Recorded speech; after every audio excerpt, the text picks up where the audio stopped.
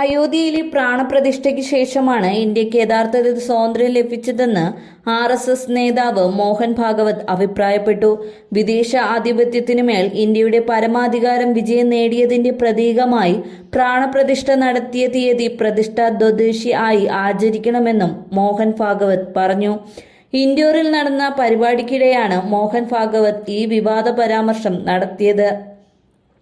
രാമക്ഷേത്രത്തിനായി നടത്തിയ ശ്രമങ്ങൾ ആരെയും എതിർക്കാനായിരുന്നില്ല, മറിച്ച് ഭാരതത്തെ തന്നെ ഉയർത്താനായിരുന്നു. ലോകത്തെ നയിക്കാൻ സ്വാതന്ത്ര്യമായും ഒറ്റക്കെട്ടായും ഇന്ത്യയെ ഉയർത്തിക്കൊണ്ടുവരാൻ ആയിരുന്നു അത്.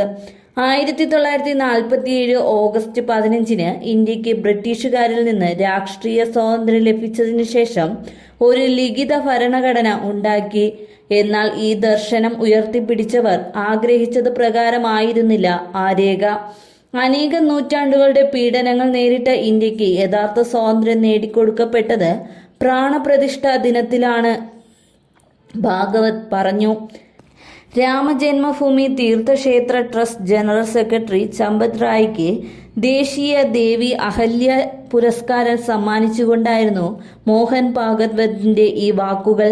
രാമക്ഷേത്രം നിർമ്മിക്കുന്നതിൽ നിർണായക പങ്കുവഹിച്ച വ്യക്തിയായിരുന്നു ചമ്പത് റായ്.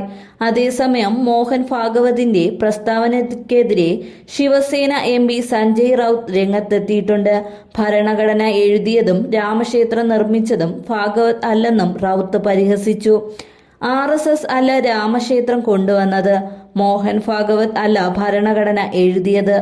അദ്ദേഹം പറയുന്നത് തെറ്റാണ്. ആയിരക്കണക്കിന് വർഷത്തോളമായി രാംലല്ല ഇവിടെ തന്നെ ഉണ്ട്. നമ്മൾ അതിനുവേണ്ടി പോരാടി.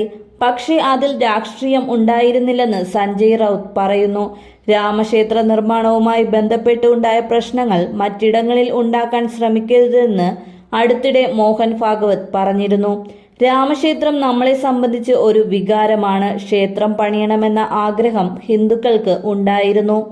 എന്നാൽ വിദ്വേഷത്തിന്റെ അടിസ്ഥാനത്തിൽ പുതിയ ചില സ്ഥലങ്ങളിൽ പ്രശ്നങ്ങൾ ഉന്നയിക്കുന്നത് അംഗീകരിക്കാൻ സാധിക്കില്ല എന്നായിരുന്നു മോഹൻ ഭാഗവത് പറഞ്ഞത്.